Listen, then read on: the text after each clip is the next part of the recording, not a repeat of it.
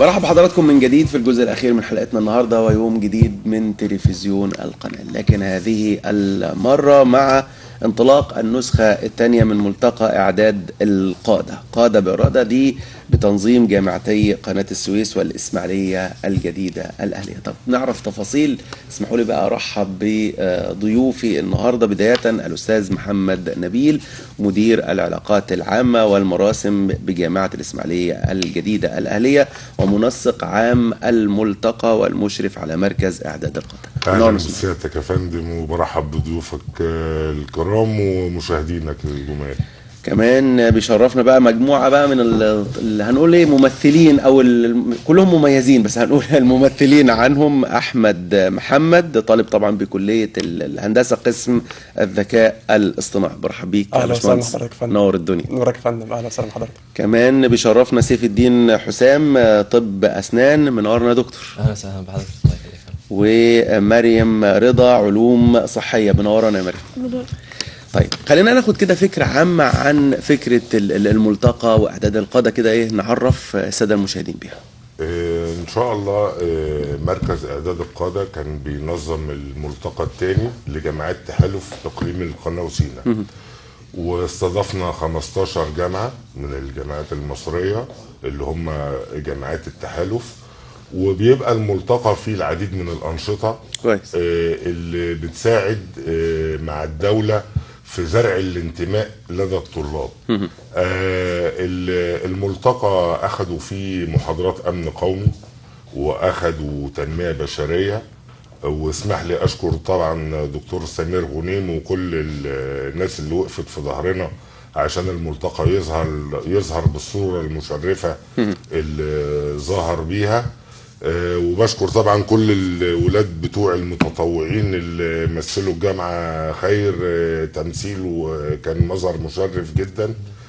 الدكتور ناصر مندور طبعا رئيس الجامعة، ومعالي النائب دكتور محمد عبد النعيم نائب رئيس الجامعة لشؤون التعليم والطلاب، دكتور عادل حسن النائب الأكاديمي لجامعة الإسماعيلية الجديدة الأهلية.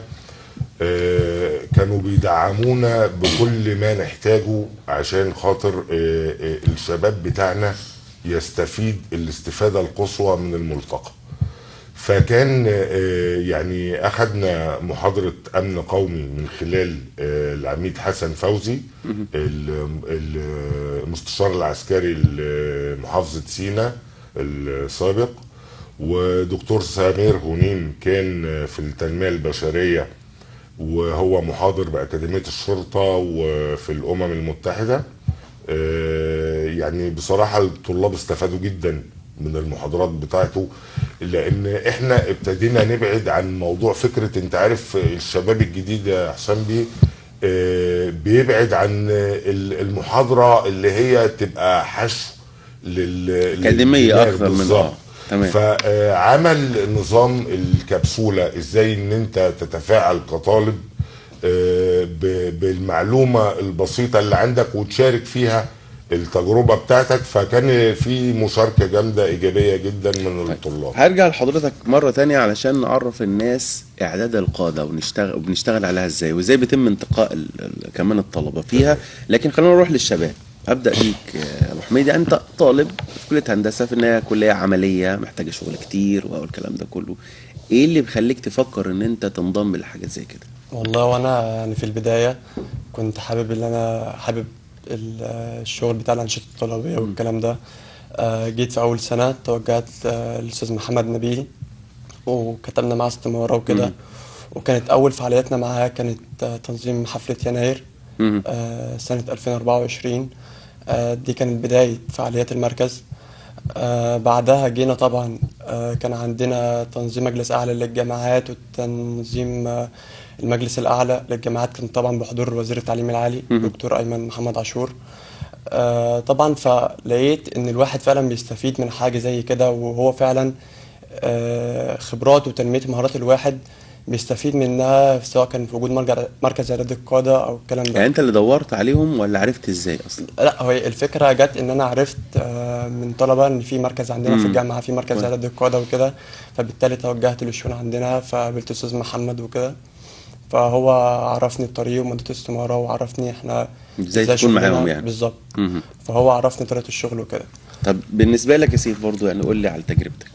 انا اصلا مبدئيا انا الحمد لله من بدايه ما دخلت الكليه وانا حابب اصلا في المكان، يعني فكره الانشطه الطلابيه، حابب ان انا اكون بشارك هنا وهنا، حابب ان انا يكون ليا يعني مشاركه في ان انا اظهر اسم جامعتي باحسن شكل ممكن. والحمد لله يعني من فضل ربنا انا رئيس اتحاد الكليه عندي. فكان في يوم اجى احد الطلبه من مركز اعداد القاده عشان يصوروا معانا فيديو، فمنهم عرفت موضوع يعني مركز اعداد القاده وحبيت ان انا اشارك معاهم. والحمد لله شاركت في المعسكر اللي فات وشاركت في المعسكر اللي بيفرقش معاكم فكره ان انتوا مثلا كليات عمليه فانت هتاخد من وقتي، لا انا هشارك في انشطه يعني كل واحد بيبقى ليه حسبته الخاصه يعني. هو الحمد لله لا يعني الحمد لله انا بقدر ان انا طالما بتعرف انك انت تنظم وقتك صحيح. صح، برافو عليك. خلاص تقدر تعمل كل اللي نفسك فيه. يعني الحمد لله بقدر ان انا اشارك معاهم براحتي وما اكونش مضغوط في اي حاجه، بقدر ان انا اذاكر مذاكرتي الحمد لله ومن فضل ربنا علي الحمد لله تقديرتي كويسه بفضل ما شاء ربنا علي الله. الحمد بالنسبه لله. لك يا مريم؟ هو في البداية أصلا أنا عرفت المركز من واحدة زميلتي، يعني كانت هي حابة تروح تقدم.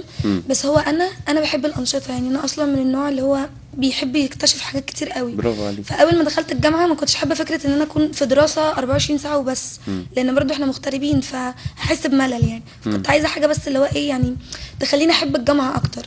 فلما عرفت الموضوع ده ورحت سألت يعني في الشؤون وقابلت دكتور محمد فكلمني عن المركز وعرفت ان هو موجود عندنا وحبيت الانشطه بتاعته. انت من محافظه ايه يا مريم؟ انا من السويس. فانت كان فكرك ان انت وانت بتدرسي يبقى عندك حاجه نشاطات تانية تحس ان انت بالظبط لان انا كلكم مغتربين. بالظبط. انت من محافظه ايه يا سيف؟ العريش. وانا حاسس شرقية. تمام.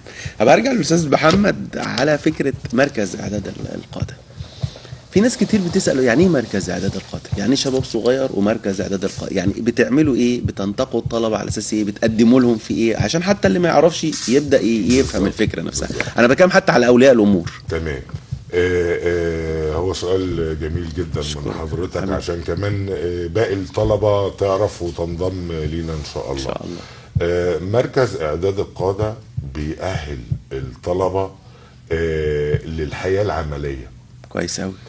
ازاي ان انت تخرج. انا مش مهمتي ان انا اخرج خريج جامعه اكاديميا بس، صح. لا انا بطور مهاراته، بخليه يكتشف قدرات داخليه عنده وهو ما يعرفش عنها حاجه، بأهله ان هو يعترك الحياه العمليه اثناء الدراسه.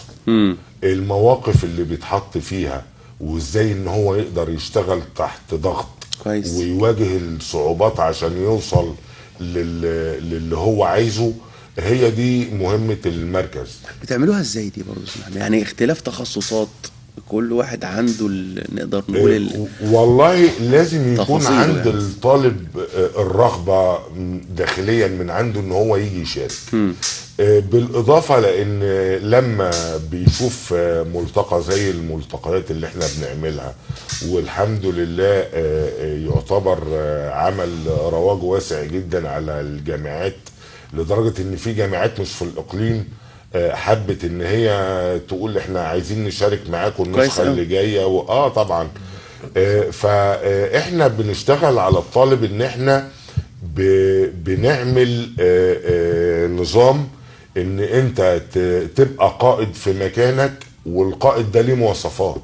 كويس. اولهم الالتزام بالدراسه، ان انت ما ينفعش ان انت تبقى مثلا قائد وفي دراسيا ما انتش مميز. لا صح. لازم تهتم بدراستك قبل اي شيء، لان هو ده سلاحك اللي هتواجه بيه الدنيا.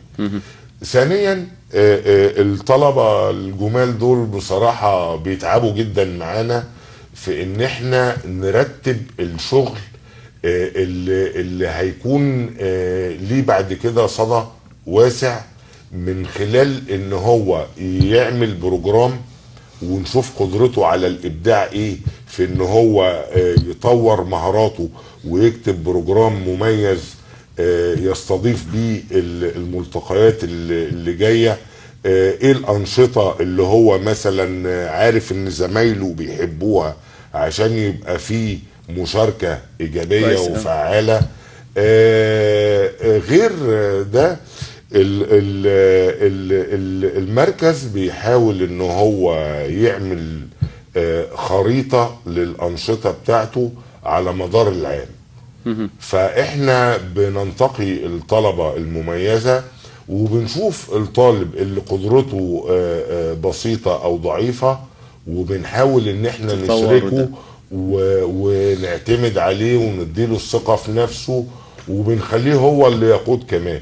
يعني يمكن اخر ملتقى ده انا قلت للطلبة انا مش عايز ان انا ابقى يعني الامور في ايدي، انا عايز القادة الطلاب هم اللي يشتغلوا عشان خاطر يبقى عندهم الخبرات الكافية ويقدروا بعد كده ينظموا هم الايفنت بشكل محترم. هناخد من كلام حضرتك برضو اسأل الشباب ايه اللي فرق معاك يا احمد في ان انت تشارك في حاجة زي كده على المستوى بقى الشخصي، تطور في شخصيتك انت، يعني انت قول لي ايه اللي فرق معاك؟ لا طبعا مشاركتي في الملتقى سواء كانت في النسخة الثانية او في النسخة الاولى او في النسخة الثانية، طبعا يعني زرع في الواحد يعني ايه قيادة بجد. عرف الواحد يعني ايه يتحمل المسؤولية وان هو يشتغل تحت ضغط. عرف الواحد برضو ازاي بيشتغل كتيم ورك واحد، العمل الجماعي. فكل الحاجات دي الواحد اكتسبها من خلال مشاركته في ملتقى القادة الأول أو في الملتقى القادة الثاني. فالواحد بجد في الملتقيين دول استفاد حاجات كتير من ضمن الحاجات دي. وبرضه من ضمن الحاجات يعني الواحد استفادها بجد إن المشاركة، يعني إن القائد الحي بجد لازم يبقى اللي هو بيعرف يتصرف تحت ضغط طبعا، وبيعرف اللي هو يدير الأزمات واللي هو بيسمع أكتر. مش اللي هو بيبقى واقف والدنيا ماشية وهو خلاص يبقى أنا اسمي قائد بس، لأ، اللي هو بيعرف يمشي الدنيا وبيعرف يسمع رأى ده ورا ده. فهو ده الواحد اللي استفاده يعني. وطبعا كل الشكر للأستاذ محمد نبيل وكل القائمين يعني على الملتقى، ان احنا بجد استفدنا منهم كتير وهم اللي علمونا. وشكر خاص للاستاذ احمد سرواح لان هو بجد يعني اتعلمنا منه كتير كتير جدا يعني. كويس جدا. طب بالنسبه لك برضو يا سيف، يعني ايه حجم استفادتك انت بشكل شخصي؟ والله انا يعني الحمد لله انا قبل ما معاه في المعسكر كان نوعا ما شخصيتي مش اجتماعيه شويه، ولكن الحمد لله لما دخلت المعسكر لقيت ان انا بدات اعرف ازاي اتعامل مع الناس واتكلم مع ده واتكلم مع ده، واقدر ان انا اخد الامر من استاذ محمد وان انا اقدر ان انا انفذه، اقدر ان انا كمان لو واجهت مشكله معينه اقدر ان انا اتصرف بسرعه، ما اقعدش افكر، ما احتاجش ان انا يعني تاخد وقت طويل. بالظبط كده، محتاج يعني على طول خلاص انا اتحطيت في مشكله ابدا افكر مع نفسي على طول واخد القرار وامشي واحل المشكله. الحمد لله. برافو عليك. وطبعا نقطه مهمه جدا نقطه الشغل تحت الضغط دي، يعني نقطه يعني مش كتير بيقدر ان هو يستفيد منها، ولكن الحمد لله المعسكر ده بيعلم الطالب اللي بيشارك فيه انه ازاي فعلا يشتغل تحت الضغط، وازاي انه لو طلب منك كذا حاجه في نفس الوقت انت ممكن انك تديرها كلها باحسن طريقه ممكنه يعني. الحمد لله لا فرق معايا جدا جدا في النقطه دي يعني الحمد لله. جميل. بالنسبه لك يا مريم؟ بصراحة أكتر حاجة عجبتني في المعسكر إن إحنا بنكون صداقات كتير من جامعات مختلفة. كويس. بنقدر يعني ننخرط. يعني مثلا أنا بالنسبة لي صحابي في الجامعة ممكن يكون تفكيرنا واحد، لما بنكون في حاجة فيها ناس كتير بناخد كلنا من خبرات بعض، بنقدر كلنا إن إحنا نكون بنكون كلنا دايرة واحدة، كل حد فينا مختلف عن التاني. فدي حاجه انا استفدت منها بصراحه، ان انا لقيت نفسي عارفه ناس كتير، ناس من محافظات مختلفه، ناس تفكيرهم مختلف، تخصصاتهم مختلفه، فبناخد من خبرات بعض. غير طبعا الانشطه والمحاضرات اللي احنا اخدناها هناك، دي كلها حاجات بتزود لنا احنا في الجامعه، ودي حاجه بتخلينا عايزين بدل ما نشارك مره واتنين عايزين نشارك على طول. كويس قوي. استاذ محمد، يعني سيف بيتكلم على فكره ان هو كان غير اجتماعي وده فرق معاه، وبرضه هو واحمد ومريم بيتكلموا على فكره ان لما بيكون في ضغوط ولا حاجه بقوا يوجدوا افكار وان ازاي اشتغل وازاي اعمل كذا حاجه في وقت واحد. هو انتوا اللي بتعملوا لهم التحديات دي بمعنى اصح، انتوا بتخلقوها لهم من باب ان يتدربوا عليها ولا ده اكيد؟ بالاضافه الى ان احنا عندنا في نموذج اسمه نماذج ملهمه. بنجيب بعض الشباب اللي هم مروا بتحديات صعبة، بالإضافة إلى كوكبة من النجوم اللي بتتناقش معاهم وبتناقش قضايا متعلقة بحياتهم ومتعلقة بتفكيرهم في المرحلة العمرية دي. يعني احنا كان نورنا كابتن حسني عبد ربه، انا بشكره طبعا ان هو لبى النداء يعني. نورنا برضو العقيد حسن فوزي اللي ده محاضرة الامن القومي، وطبعا دكتور سمير غنيم. دكتور سمير بصراحة وقف في ظهر الشباب جامد، وهو كان بيديهم محاضرة التنمية البشرية، وبيشتغل معاهم على النقط دي، النقط اللي هي متعلقة بالتفكير بتاعهم في المرحلة العمرية دي، وازاي ان هو يطور من ادائهم. يعني يمكن سيف زي ما قال انا مش اجتماعي، لا طب انت عندك 15 جامعة، طب ما تنخرط وسط الشباب صح. وخد من تجاربهم. كل مثلا منطقة جغرافية مختلفة ليها اساليب وليها تفكير وليها عادات طبعا مختلف، فبيبتدي ان هو ينخرط وسطهم وياخد منهم ويعرف معلومات اكتر، فالحديث بيمتد. طب بتيجي تتولد فكرة، طب ننفذها. يعني يمكن حتى هم اقترحوا الشباب في بداية الترحيب في الملتقى الثاني، احنا اسماعيلية متميزة مثلا بالمانجا، لازم نوزع مانجا على الضيوف اللي جايين، ويبقى طبعا ده الناس بتفتكر ان اللي جاي من اسماعيلية ماشي بالمانجا ففي ازمة في الموضوع. فهي انت بتشتغل على الافكار اللي تنمي عند الولاد الانتماء للمكان اللي هم فيه يحبوه، وازاي ان هم يديروا الموقف كله، ويبقى فيه تجارب وذكريات ما تتنسيش من عندهم. طيب بصراحة. بالنسبة للي جاي عشان برضو وقتنا، بتحضروا لايه في الفترة اللي جاية؟ هتشتغلوا ازاي؟ طب عدد الطلبة مستهدفين تزودوا؟ طب بروتوكول تعاون مثلا مع جامعات اكتر؟ يعني قول لي بتفكروا ازاي في اللي جاي؟ ان شاء الله احنا الفترة اللي جاية بنفكر نعمل بروتوكول مع اكاديمية الشرطة كويس، ومع أكاديمية نصر العسكرية، حلو، بحيث ان الطلبة برضو عايزة تشارك. يعني احنا عندنا حجم طلبات من الطلاب ان هم ياخدوا دورات اللي هي اللي متعلقة بالأمن القومي والاستراتيجي ومكافحة الفساد، والدورات دي عليها إقبال. فاحنا ان شاء الله بصدد يعني ان احنا نعمل بروتوكولات تعاون مع كذا جهة، وبنبتدي نخطط بعد النجاح دوت ان شاء الله للنسخه الثالثه ان شاء الله تبقى في شهر. هو حجم الطلبه اللي عندكم المشاركين كام؟ في حجم الطلبه اللي احنا استضفناها حوالي 350 طالب. لا واللي عندكم في الجامعه؟ اللي عندنا في الجامعه حوالي 10000 طالب. جامعه اسماعيليه الجديده الاهليه حوالي 10000 طالب اللي مشاركين بقى وفعالين معاكم في يعني في الملتقيات والحاجات اللي زي طبعا ما بيبقاش في عدد ثابت، لان بيبقى في ساعات كليات عمليه عندها ظروف في دراستها. بس يعني بيبقى حوالي 750 طالب تقريبا. كويس. بس بتستهدفوا طول الوقت شباب جديد بالظبط، واللي بياخد مثلا فكره وبيبتدي يثبت بيجيب عدد طلبة تاني. حلو. يوسع النشاط اكتر. ما هو ده سؤالي للشباب بقى، اللي هي فكرة انت لما اشتركت، وبرضه السؤال ليكم يعني، شفتوا جوانب ايجابية، اتعلمتوا حاجات، بتتكلموا مع زمايلكم ازاي؟ لا يعني بص، هو اول حاجة احنا المركز كذا طالب لما من صحابي او كطلبة جديدة احنا بنبدأ نتعامل معهم وكده، ويجوا يتكلموا يعني المركز او الكلام ده. المركز فعلا حاجة بتضيف كتير، يعني احنا ما كناش مجرد منظمين في اي ايفنت والكلام ده، لا احنا كنا بنخطط زي ما استاذ محمد قال وزي ما حضرتك قلت. احنا بنخطط قبل ما احنا بننفذ كمان. يعني ازاي هم بيزرعوا جوانا روح القائد ان احنا ازاي نخطط للحاجة دي، او ازاي نقودها، او ازاي نديرها، وبعد كده بننزل ننفذ على ارض الواقع. فلما طالب يشوف الكلام ده، وطالب فعلا حابب ان هو يشتغل في حاجة زي دي، فهو تلقائي اصلا احنا بنلاقي اقبال من الطلبه، سواء كان من جميع الكليات. يعني احنا عندنا كذا كليه في الجامعه، اقبال غير مسبق من الطلبه ان هي عايزه تشارك معانا وان هي عايزه تتواجد. بنبدا بقى نفهمهم يعني ايه مركز اعداد قاده، وايه احنا ايه مهامنا وبنعمل ايه والكلام ده، وبنعرفهم برضو الحاجات اللي احنا شاركنا فيها.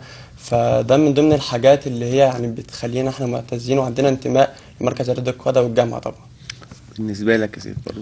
والله انا بحب ان انا لما رجعت وحبيت بدات احكي لزمايلي الطلبه عندي في سنه اولى وفي سنه ثانيه، طبعا لي احتكاك بيهم الحمد لله.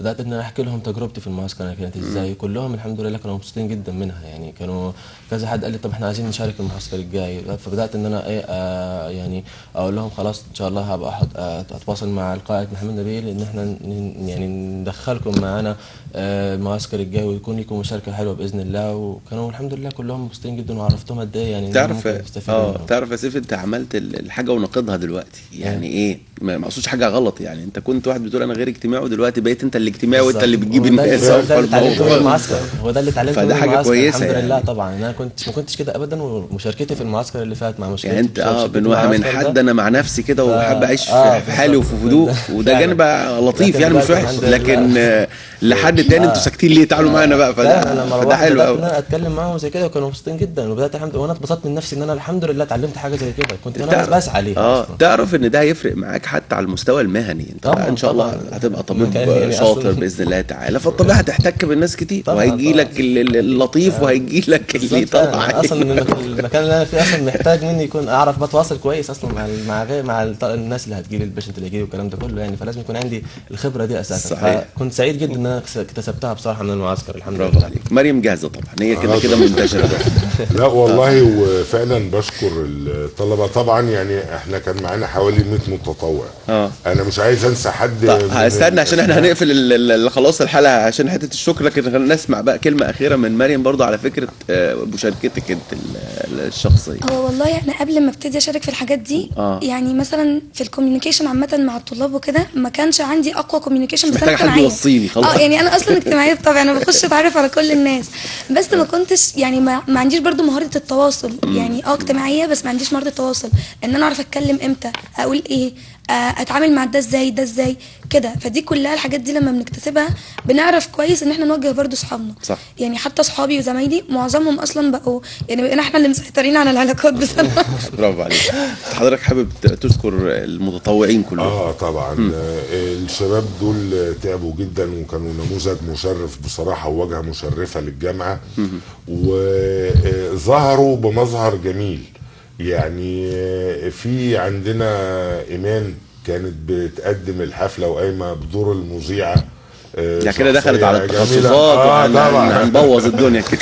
فحابب اشكرهم من قلبي، وان شاء الله يبقوا ضيوف عند حضرتك في طبعا يشرفونا. طبعا يشرفونا ان شاء الله بعد نجاحنا ان شاء الله يعني باذن الله. يبقى احنا سعداء جدا بوجودكم معانا النهارده. احنا وهدفنا من فكره اللقاء في المده البسيطه دي اولا نشكركم ونقول لكم موفقين دايما، واللي جاي يكون احسن بالنسبه لكم باذن الله تعالى.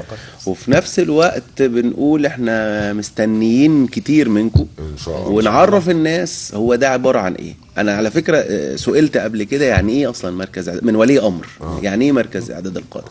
فبقول ان دي كانت فرصه جميله جدا الناس تبقى مستوعبه ان الاجمل ان ولادك يبقوا مشتركين في حاجات محترمه وحاجات بتطور من مهاراتهم وحاجات هم اللي مبسوطين بيها. في نفس الوقت على المستوى الدراسي مفيش اي عائق، بالعكس ده بتطورهم. ده شرط رئيسي ان هم يبقوا متفوقين. فده شيء رائع.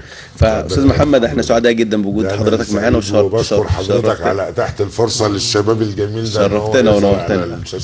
احمد محمد شرفتنا ونورتنا، وبالتوفيق ان شاء الله. سيف الدين حسام بالتوفيق ان شاء الله، واللي جاي يكون احسن ليك يا حبيبي ان شاء الله. مريم رضا شرفتينا ونورتينا، موفقين يا شباب، وان شاء الله دايما كده للاحسن كده باذن الله. ان شاء الله شرفتونا يا جماعه. شكرا يا فندم. وقتنا جري مع حضراتكم بسرعه مشاهدينا الكرام. بشكركم وبشكر فريق العمل. نلتقي على خير باذن الله تعالى الاسبوع القادم، يوم جديد من تلفزيون القناه. تحياتي لحضراتكم. خالد يوسف.